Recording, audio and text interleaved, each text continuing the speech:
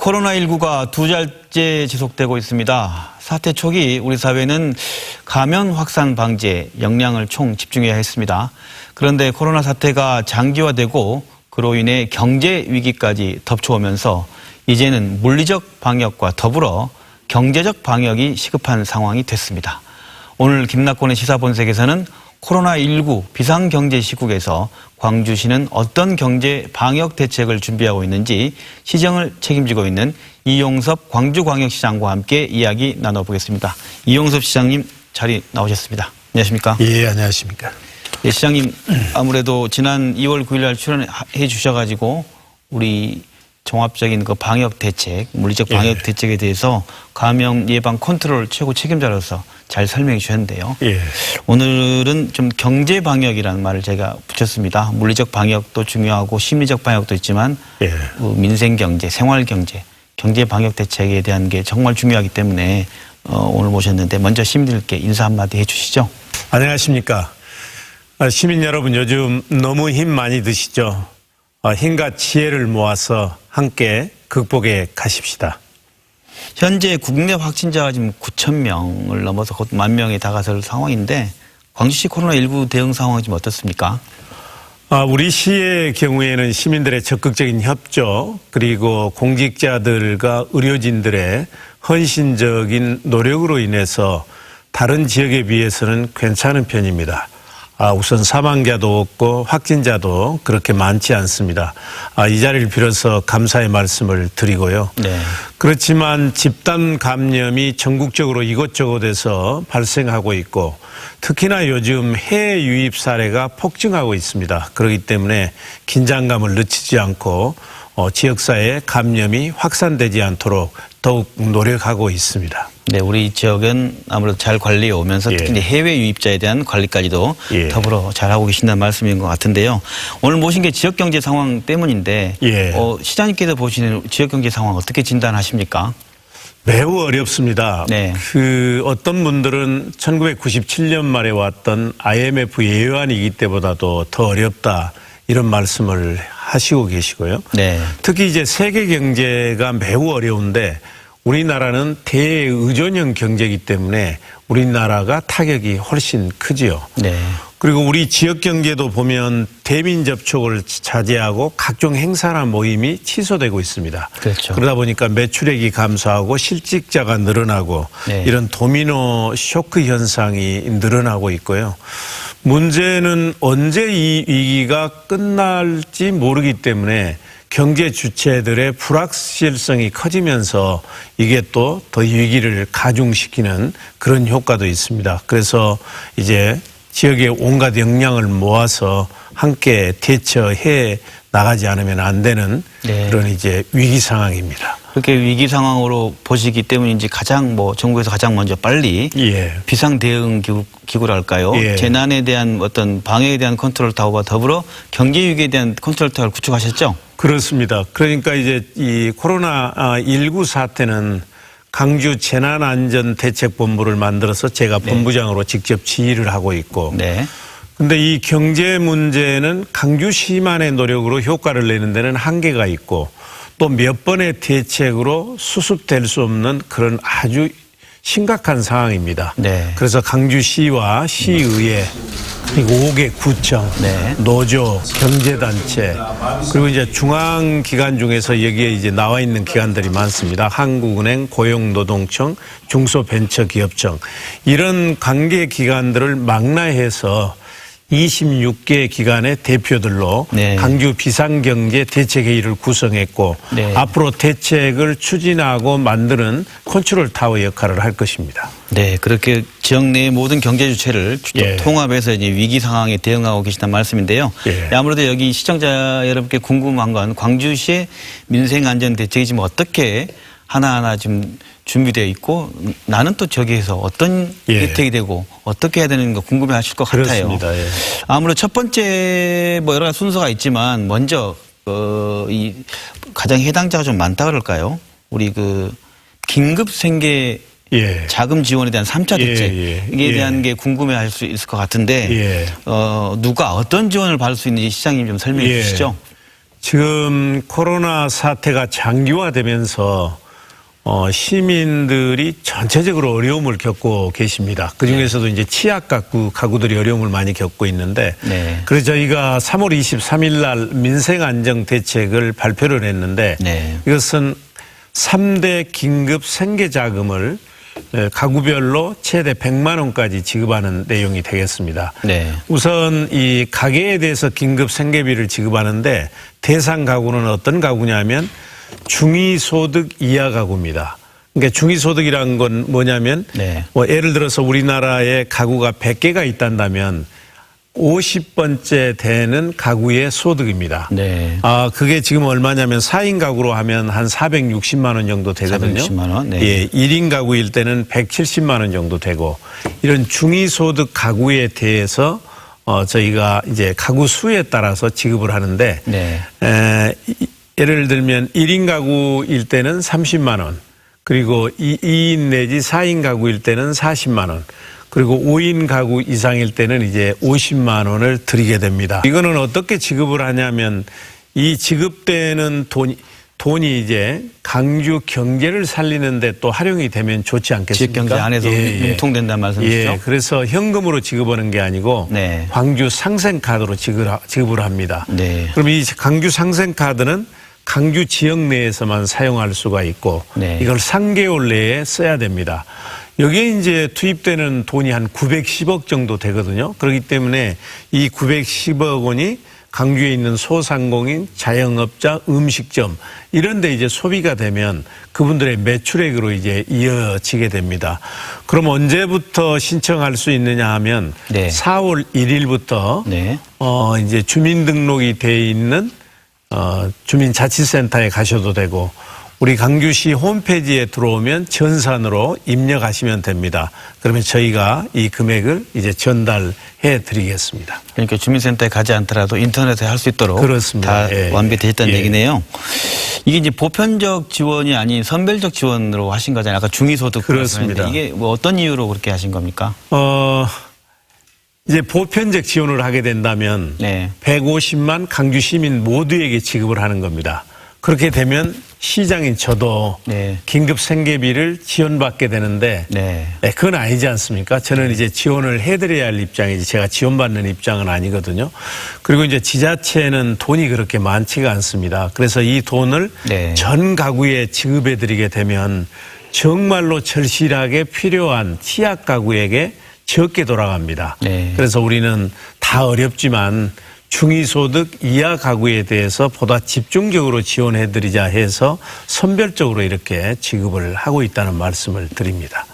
그 긴급 생계자금 지원에 필요한 자금 규모가 좀 전에 좀 얘기해 주신 것 같은데 어느 정도이고 재원 마련은 어떻게 할 계획이십니까? 예, 그래서 이제 여기 보시면 저희가 긴급 생계자금을 이 세 가지 종류를 지급을 합니다. 네. 그래서 전체 이제 100만 원 한도까지 지급을 하는데 네. 지금 제가 방금 말씀드린 것은 중위소득 이하 가계에 대해서 지급하는 건데 여기 한 910억 원이 들어가고요. 네. 나머지 또 한 두 개에 대해서 200억 원이 들어가서 한 1,100억 원이 들어가는데 네. 이거는 중앙정부가 이제 지원하는 금액이 있고 우리의 이제 재난관리기금이라고 하는 게 있습니다. 네. 거기에 그동안 이제 쌓아놓은 돈이 있거든요. 그래서 그 돈으로 이제 지급을 하고, 그래서 시의회에서 이제 추경 예산에 편성이 됐기 때문에 이제 4월 1일부터 바로 신청하면 드릴 수 있고, 그리고 이것으로 인해서 또 지방정부가 부채가 늘어나면 안 되지 않습니까? 그래서 네, 이번에 네. 부채 없이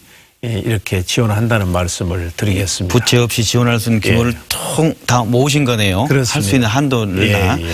실직자와 무급휴직자에 대한 지원도 포함되어 있다. 이게 예. 어떤 내용입니까? 이제 코로나19 사태가 일어나면서 사람 만나는 것을 저희가 자제하고 있지 않습니까? 그리고 각종 이제 모임이나 행사를 네. 취소를 하도록 하다 보니까 이제 그 업종에 관련되신 분들의 경우에는 사실상 수입이 현저하게 감소합니다. 그렇죠. 네. 이제 그런 분들이 어떤 분이냐 하면 보험 설계사, 그렇죠. 그리고 학습지 교사, 그리고 대출 모집인들, 관광 서비스 종사자, 이걸 뭐 다 열거할 수는 없고 이걸 우리가 이제 특수고용직이라고 얘기를 하거든요. 네. 그러니까 시민 여러분께서 코로나19 사태로 인해서 네. 과거에 비해서 수입이 현저하게 감소했다.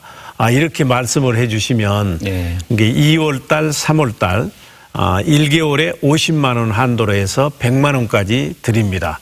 그리고 또 하나는 이제 코로나19 사태로 인해서 장사가 안 되니까 많이 해고를 합니다. 이제 실직자도 있고 또 어떤 분들은 휴직을 해야 되고 네. 근데 휴직을 하면서 이제 급여를 안 주는 경우가 많거든요.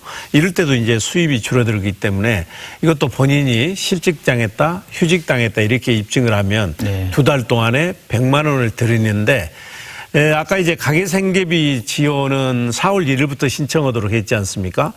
이거는 이제 4월 13일부터 이렇게 신청을 하도록 그렇게 했습니다. 네, 알겠습니다. 이보다 앞서 이 3대 대책의 앞에 19일에는 시민들의 가계부담을 경감하기 위한 3대 대책을 발표했어요. 이른바 2차 대책인데 예. 그 내용은 어떤 건지 좀 설명해 주시죠. 이 2차 민생 대책은 3월 19일 날 이제 네. 발표를 한 대책이 되겠습니다. 네.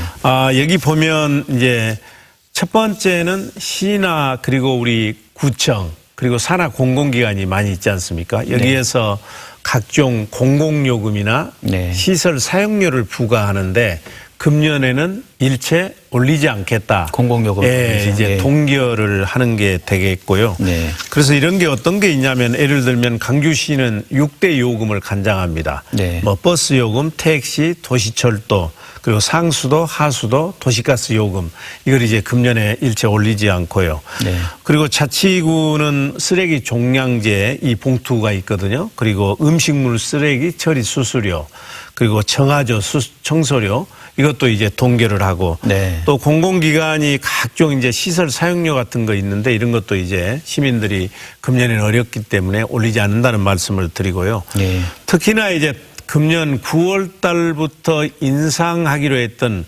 공공주차장 요금이 있습니다. 이것도 금년에는 인상하지 않고 내년으로 넘기고요. 네. 그리고 소상공인들이 부담하는 상하수도 요금 그리고 물 이용 부담금 네. 이거는 오히려 3개월 동안에 한 50%를 저희가 감면해 드리려고 생각을 합니다. 네. 그리고 이제 두 번째는 시가 이제 소유하고 있는 임대 시설이 한 573곳 정도 됩니다. 네. 이 573개를 시가 일반 시민들에게 지금 임대를 한 네. 겁니다. 네. 이게 임대료가 얼마냐면 5%거든요. 근데 이제 코로나 사태로 인해서 어렵기 때문에 6개월 동안 5%를 1%로 낮추어 드립니다. 그렇게 되면 약 한 80%가 감면이 되고요. 네, 그러네요. 그리고 시 산하에 이제 공공기관이 임대한 시설도 한 154개가 되는데 거기는 이제 6개월 동안 50%를 감면하도록 했습니다. 네. 그리고 송경역 시장을 비롯해서 이제 건물을 가지고 계신 임대인들이 그 임대료를 많이 깎아드렸지 않습니까? 착한 임대인 네, 말씀하시는 착한 거죠? 임대 그리고 네. 착한 임대인이라고 얘기하는데 네. 10% 이상 임대료를 인하한 경우에는 금년 7월 달에 그 건물에 대해서 이제 재산세를 부과합니다. 네. 그 비율만큼 재산세를 감면을 해드립니다. 이것도 시민들께 도움이 크게 네. 되리라고 생각을 합니다. 알겠습니다. 2차 대책이라는 게 공공적인 요금과 관련된 부분들을 거의 동결해서 예. 부담을 최소화하고 또 시민들이 나서는 운동, 착한 임대인에 대한 것도 적극 장려하는 그런 대책이군요. 예. 근데 제가 기억나는 건 광주시 대책 중에서도 가장 선제적으로 했다는 느낌 드는 건 그 소상공인에 대한 그 지원책을 가장 먼저 발표하면서 선제적이었던 것 같습니다. 이거에 대한 그렇습니다. 한 말씀 해 주시죠. 지금 이제 코로나19 사태로 인해서 모든 시민들이 어려움을 겪고 있지만 네. 소상공인, 자영업자들이 아픔이 가장 큽니다. 그렇죠. 근데 우리 광주시에 소상공인 자영업자가 한 10만 명 정도 되고요. 여기에 이제 종사하는 분들을 다 합하면 한 30만 명. 그 가족까지 합하게 되면 이 숫자가 엄청 많지 않습니까? 그렇기 때문에 소상공인과 자영업자가 무너지면 광주 경제가 무너집니다. 근데 이분들은 이제 장사가 되지 않더라도 고정적으로 나가는 비용이 있거든요. 우선 인건비가 있죠. 그리고 또 각종 세금과 같은 이런 공공요금도 있고 네. 그리고 뭐 이런 임대료도 있고 그런데 현금이 없다는 것이죠. 그렇죠. 그러면 이제 융자를 받아야 되는데 이분들은 담보가 대부분 없습니다. 그리고 그동안 어렵기 때문에 각종 뭐 제2금융권에서 돈을 빌려다 썼기 때문에 이 신용도도. 융자 받기도 예. 매우 어렵습니다. 네네. 그래서 이번에 우리가 한 게 산무 특례 보증 융자 지원 제도를 도입을 했습니다. 그래서 네. 이거는 네. 무담보입니다. 담보가 없어도 융자를 해주고 네. 그리고 이자를 높은 것은 2.9%, 낮은 건 1.5%인데 그걸 1년 동안 우리 시가 다 부담해 드리기 때문에 이자를 하나도 부담하지 않습니다. 그리고 이제 이분들이 물적 담보가 없기 때문에 강주 신용보증재단에서 이렇게 보증을 해 드리거든요. 그러면 0.8% 보증료를 내야 됩니다. 이것도 이제 강주시가 부담을 해 드립니다. 네. 그렇기 때문에 7천만 원까지 5년까지 쓸 수가 있는데 그래서 이거는 어디서 그럼 받을 수가 있냐. 네. 아마 이미 우리 많은 소상공인들께서 가보셨겠습니다만 강주 신용보증재단에 가도 되고요. 네. 강주은행을 비롯해서 9개 시중은행에 가시면 됩니다. 네. 근데 하루에 1,000명이 넘는 분들이 오기 때문에 문제는 많이 밀려 있거든요. 네. 그래서 시민들 고충 저희가 잘 압니다. 그래, 이게 이제 하루빨리 지원이 돼야 되지 않겠습니까? 지금 계속해서 인력을 보충하고 있고, 전에는 강주 신용보증재단에서 모든 업무를 처리했습니다만 너무 많은 시간이 소요돼서 지금은 시중은행 전담 창구로 가시면 시중은행에 접수도 하고 신청도 하고 현지 답사도 나가기 때문에 많이 시중은행을 이용해 주시고요. 네. 최대한 빨리 혜택을 보실 수 있도록 저희가 네. 노력을 하겠습니다. 그 현장의 불만은 말씀하신 것처럼 긴 줄이 서 있고 예. 잘 안 되고 또 즉시성 예. 이게 필요한 게 즉시성인데 대출이라는 게 예. 곧바로 나와야 되는데 전에는 한 2달 이상 걸렸거든요. 네, 지금은 근데 저희가 15일 이내에 해드리려고 노력을 하고 있습니다. 네. 지금 많이 빨라지고 있습니다. 마스크 대란과 비슷하게 이 자금이 예. 내가 지금 받지 못하면 곧 떨어지지 않나 이런 아, 불안감들 속에서 또 더 줄 설 수도 있고 그러지 않습니까? 그렇습니다. 근데 네. 이 자금이 네. 중앙의 중소벤처기업부에서 제공하는 자금으로 네. 이제 저희가 이자하고 보증료를 부담하는데 네. 시민 여러분들께서 늦게 가면 이 자금 떨어지지 않겠느냐 이런 걱정이 있을 겁니다. 그래서 네. 걱정 안 하셔도 된 게 네. 중앙의 자금이 떨어지면 우리 강주가 그 자금을 지원해서 받으실 수 있도록 그렇게 하겠습니다. 네, 자금 떨어질 걱정하지 말아라 이런 말씀이시네요. 예. 그 소상공인 자영업자들의 피해에 대한 대책을 살펴봤는데 바로 경영난으로 인해 이게 일자리를 소상공인이란 일자리를 잃게 될 위기에 놓여서 종사자들을 위한 4차 대책을 좀 발표하셨어요. 이제 소상공인들이나 자영업자 중소기업들이 매출도 안 되고 생산량도 감소하니까 직원들을 이제 해고해야 되지 않겠습니까? 네. 근데 이제 최고의 복지는 일자리를 많이 만드는 거거든요. 새로운 일자리를 만들어야 되는데 그것보다 더 중요한 것은 있는 일자리를 지키는 겁니다. 그래서 중앙정부하고 저희가 무슨 사업을 하고 있느냐 하면 네. 이제 사업이 안 되니까 휴무나 휴업을 하는 겁니다. 네. 그런데도 불구하고 당연히 그렇게 되면 이제 해고를 해야 되는데 해고하지 않고 그분들에게 휴업이나 휴무수당을 주면은 그 임금을 중앙정부가 90%를 부담하고 우리 강주시가 10%를 부담합니다. 그러니까 4월 1일부터 6월 30일까지 3개월 동안에 그러니까 기업들은 하나도 부담하지 않고 일자리가 그대로 유지되는 겁니다.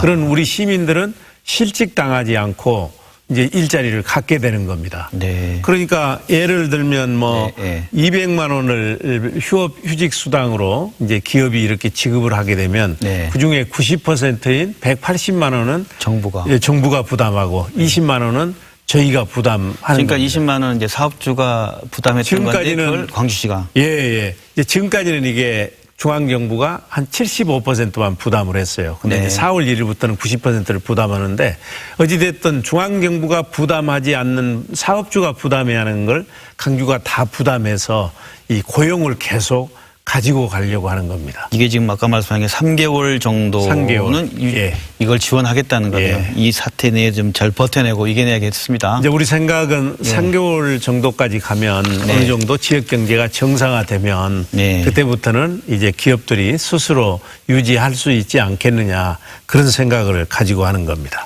이게 지금 그러니까 일반적으로 그 장사를 하시거나 이런 분들 종업원 고용한 곳에서 바로 이 부분에 대한 대책을 가지고 고용 유지를 계속 할 수 있는 예. 고용 유지 부담금이죠. 그렇습니다. 예. 이제 기업들도 이 숙련공을 한번 해고하게 되면 다시 채용하기 어렵습니다. 그분이 그렇죠. 다른 데로 갈 수도 있고 그렇기 때문에 어떻게든지 지금 어려울 때 고용을 유지하고 싶은데 유지하기에는 너무 힘이 드는 거예요. 그래서 정부와 지자체가 그걸 부담해 주는 건데 네. 이것도 전국 지자체 중에서 우리가 처음으로 하는 겁니다. 네, 알겠습니다. 지금까지 그 민생경제 방역 대책을 살펴봤는데 뭐 여전히 감염병 확산에 대한 걱정들은 큽니다. 모두에도 네. 말씀해 주셨던 것처럼 경계 또한 늦출 수 없는 거 아니겠습니까? 코로나19 지역 감염 확산 방지 조기 종식을 위해서 광주시 대책에 대해서 한 말씀 해 주시죠. 그래서 지금 우리 광주를 보면 네. 광주 확진자 중에서 9사람은 집단 감염에서 온 겁니다. 신천지 집단 예배에서 온 집단 감염자이고 네. 나머지 9사람은 해외에서 그 여행 갔다 오신 분이거든요. 그래서 무슨 얘기냐면 지역 확산을 막기 위해서 집단 감염의 소지를 줄이고 해외여행을 자제해야 한다 하는 게 여실히 나오고 있거든요. 예. 그래서 이제 집단 감염을 막기 위해서 종교시설을 비롯해서 유흥업소랄지 이런 업소에는 저희가 이미 안내를 했습니다. 4월 5일까지는 휴업을 해 주시고 불가피하게 문을 연다면 안전수칙을 지켜주도록 했고요. 그러니까 2m 간격을 유지하고 마스크를 쓰도록 하고 손소독제를 비치하고 그리고 만약에 거기에서 확진자가 나왔을 경우 그 차단을 해야 되기 때문에 출입자들의 명부를 비치하도록 했습니다. 그렇게 이제 안내를 했고 네. 만약 이것을 지키지 않으면 저희가 집회 금지에 행정명령을 내리고 이제 어기게 되면 벌가금도 내리고 그랬는데도 불구하고 거기에서 확진자가 나오면 지금은 이제 실은 감염되신 분들의 모든 치료비를 정부가 부담하고 있거든요. 네. 앞으로는 그런 어겼을 경우에는 구상권을 행사해서 그 시설에서 부담하도록 이렇게 할 것이고요. 근데 또 하나 중요한 게 해외에서 들어오는 분들입니다. 그동안에는 이제 주로 이제 국내에서 감염이 발생했는데 매일 30명 이상이 해외 여행자에서 발생을 하고 있거든요. 그래서 저희는 미국과 유럽에서 들어오신 분들 중에서 증상이 있는 경우에는 검역소에서 바로 검사를 합니다. 그래가지고 양성이 오면은 그분들을 입원시키고 음성이 오면은 이제 자가격리를 하는데 저희는 그분들 중에 음성이라 하더라도 예를 들면 학생들을 가르친다든지 사회복지시설의 종사자들이랄지 이걸 우리가 고위험 직군이다 이렇게 얘기를 하는데 네. 이분들은 만약 감염되면 그 감염 확산 효과가 엄청나게 빠릅니다. 그래서 집에서 자가격리하지 않도록 하고 우리 소방학교 생활관 같은데 시설 격리를 해서 이게 감염 우려를 없도록 그렇게 치밀하게 관리를 하고 있습니다. 네, 시장님 말씀 들으면 우리 내부에서 발생한 9명 그리고 해외 유입 이 두 가지 잘 관리한다 하셨는데 저도 뉴스를 보면 신천지 남미에서 12명인가요? 네. 들어왔는데 그분들이 또 광주시에 자발적으로 신고했더라고요. 근데 질병관리본부의 명단에는 또 없는 분이고 그래서 광주시하고 신천지 걱정하는데 서로 소통하고 정보에 대한 투명성 속에 잘 관리되고 있는 거 아닌가 생각도 들었는데 어떻습니까? 그렇습니다. 이분들은 어디서도 들어왔냐면 콜롬비아에서 있다 왔어요. 1년 6개월 동안 거기서 이제 전도 활동을 하고 왔는데 네. 그러니까 이게 유럽도 아니기 때문에 검역소에서 걸러지지 않은 거예요. 네. 근데 이제 우리가 이걸 검사를 해가지고 그중에 한 분은 확진자로 나왔고 나머지는 이제 음성으로 돼 있는데 이게 이제 신천지 신도라 하는 걸 광주 신천지 쪽에서 저희에게 통보를 해줘서 효율적으로 관리를 하고 있습니다. 그래서 지금 제 입장에서는 시민들의 생명과 안전을 지키는 게 매우 중요하기 때문에 이렇게 신천지 쪽에 협조를 받아서 그 목적에 맞게끔 제대로 대응하고 있다는 말씀을 드리겠습니다. 오늘 말씀 고맙고요. 마지막으로 뭐 사태가 길어지다 보니 경기도 어렵고 해서 오늘 경제대책, 경제방역으로 이렇게 모셨는데 앞으로 또 한편은 또 더 어려워질 것이라는 얘기도 있기도 하고 뭐 너무 끝이 안 보이다 보니까 힘들고 시민들이 지쳐 있거든요. 시장님께서 마지막으로 걱정하는 시민들께 당부하는 말씀 부탁드립니다. 존경하는 시민 여러분, 이제 다른 지자체보다 그래도 빠르게 4차에 걸친 대책을 발표했습니다. 이것으로 아마 급한 불은 끌 수 있을 것입니다. 그렇지만 시민들이 겪고 계시는 고통과 아픔을 해소하기에는 턱없이 부족합니다. 앞으로도 현장의 목소리를 경청해서 다양한 대책들을 지속적으로 추진해 나가겠습니다. 그러나 최고의 대책은 코로나19 사태를 빨리 종식시키는 것입니다. 그래서 지금까지처럼 시민 여러분께서 많이 도와주시고 저는 그야말로 물샐 틈 없는 방역 안전망을 갖추면서도 다른 한편에서는 촘촘한 경제 시스템을 구축해서 시민들의 건강도 지키고 지역 경제도 동시에 살리는 그런 노력을 해가겠습니다. 지금까지 이용섭 광주광역시장과 함께 코로나19 장기화로 인한 민생경제 피해 상황과 경제 방역 대책에 대해서 이야기 들어봤습니다. 오늘 나와주셔서 고맙습니다. 감사합니다.